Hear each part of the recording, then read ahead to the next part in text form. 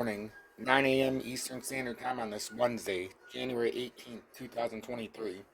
I'm XRP Future Millionaire, and I reside in the great state of Michigan. So bear with me, I'm pretty swollen from the dental work I had a couple days ago. Second and third days usually the worst, and oh yeah, my jaw's definitely swollen, my cheeks swollen up a little bit, so bear with me. Um, So this is what you're going to start to see now. So UK inflation edges down 10.5%. They talk about Canada inflation shows a 6.3%. Instead, I think the estimate 6.7.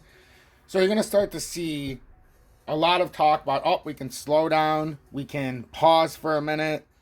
Everything's going down. But what they're not telling you is this is still bad. Inflation's still rising. And we're going to hit the crescendo point here soon. And if they pause, they keep talking about soft landings on Bloomberg this morning. If they pause, hyperinflation is going to be so bad that you're going to get down on your knees and you're going to beg them to raise this. The U.S. debt ceiling is becoming a problem. They're going to have to vote to raise it again, which means if they do that, there could be another round of money printing if they do that, let's be honest. So basically, the U.S. debt ceiling, we have a 31.34 trillion amount we're allowed to borrow, approximately. I could be off by a few million. But they're going to have to vote to raise it because we're hitting the ceiling again. We have no more money that we can spend. So, I mean, we're about to hit it too. Let's go to NBC News so you can see exactly what I'm talking about. U.S. expected to hit borrowing limit as fight to raise debt ceiling and intensifies. So let's take a look at this real quick. In Washington, a fight is brewing over raising the federal debt ceiling. The national debt now stands at $31.4 trillion, with the U.S. expected to hit its borrowing limit on Thursday. But the Treasury Secretary has announced steps to buy a few more months. For the latest, let's bring in NBC News congressional correspondent Julie Sirkin. Julie, good morning to you. Talk to us about those steps being taken so that the U.S. can keep paying its bills. What's the Treasury Department planning to do? Yeah, good morning, Lindsay and Joe. Look, Janet Yellen said that they're going to take, quote, extraordinary measures to keep the government open past this Thursday deadline, which is tomorrow. And some of those steps basically include pausing payments to the retirement accounts of federal employees. The government, the Treasury Department says that this is something they've used before, in fact, 16 times since about the 1980s. And it's something they say that these federal employees won't feel because in theory, when the government is able to lift the debt ceiling, when Congress is able to come together and hopefully coalesce around the idea sometime before mid-June, per Janet Yellen, the idea is that these federal employees won't feel those extraordinary measures being taken. But what will happen is that this will buy some time for those negotiations to happen, which are currently at a stalemate in Congress. So Congress has raised the debt ceiling dozens of times since 1960, Julie. With Democrats and Republicans looking to find some common ground, what are some of the challenges they can expect to face over the next several months? Yeah, look, this happens every few years. And in fact, even a stalemate like this one has happened before. More similarly, in 2011, when President Obama inherited a new Republican House and they wanted to put future spending caps in exchange for raising the debt ceiling. That's exactly the conversation we're having now. And so one of the things that Kevin McCarthy, who is now Speaker, assured, particularly to those deficit hawks in his party who handed him the gavel, is that he would fight for those future spending cuts at the same time that they would vote to lift the debt ceiling. That's something the White House has called an absolute non-starter. But in any case, Kevin McCarthy is calling for those negotiations to begin in earnest now. Take a listen to what he said yesterday. What I'd like to do is I'd like to sit down with all the leaders, especially with the president, and start having a discussion. I think it's a sign of arrogance if you would say he wouldn't even discuss it. Who wants to put the nation in some type of threat at the last minute of debt ceiling? Nobody wants to do that. That's why we're asking, let's change our behavior now. Let's sit down.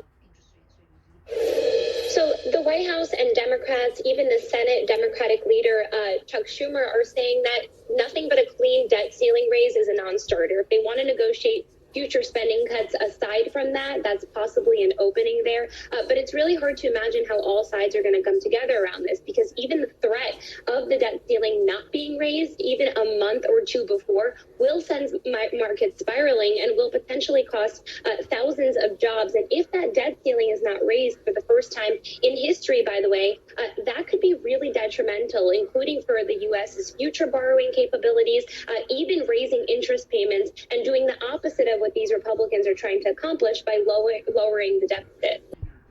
And if you listen to her, what the Republicans want to do again, we're talking about the debt ceiling that we're coming up to at almost, 35.3 trillion or whatever.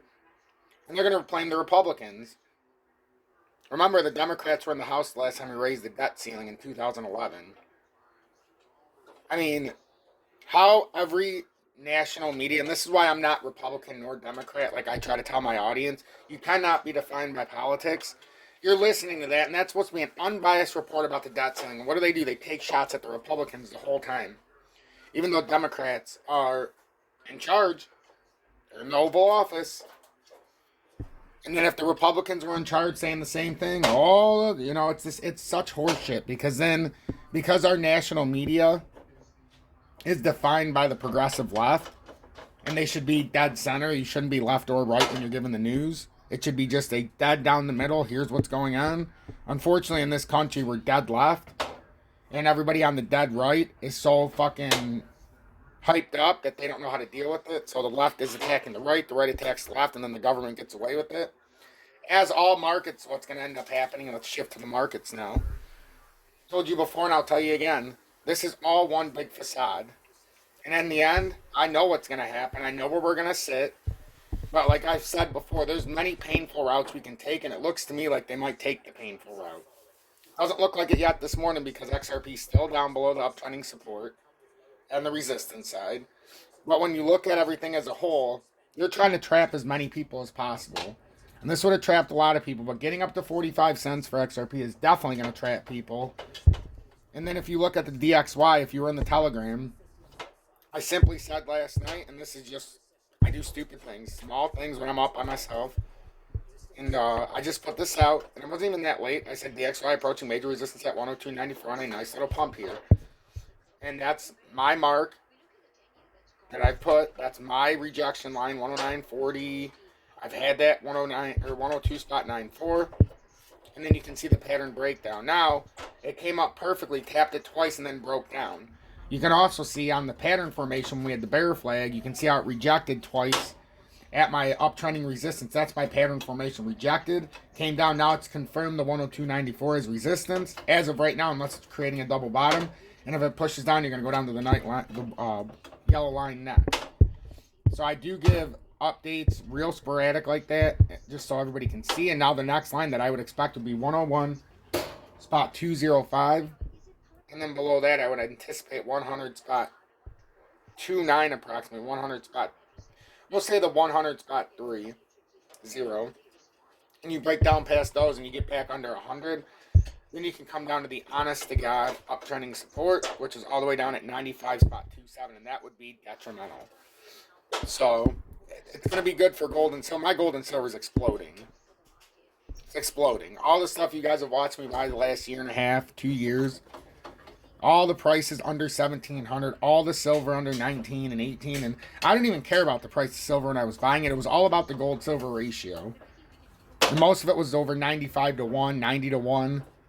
Because then if I trade my gold to silver, let's say it's down to 45 to 1, I get twice as much. I'm getting as much gold as I would have had to pay twice as much for. I'm paying half the amount for my gold. I mean, 2 times as much gold as I'm paying for. So it's a way to manipulate the market, the system. And now everybody's just watching, oh, we're on a massive bull run. Has anybody ever heard of a massive bear market rally where it looks like a bull run? It's anticipated. It's designed very creatively to look like a bull market, to trap as many new investors as possible and to re-trap anybody who's waiting for the bottom. I'm telling you, when Bitcoin runs to 23,000, if it does, or 25,000, just remember what I'm saying.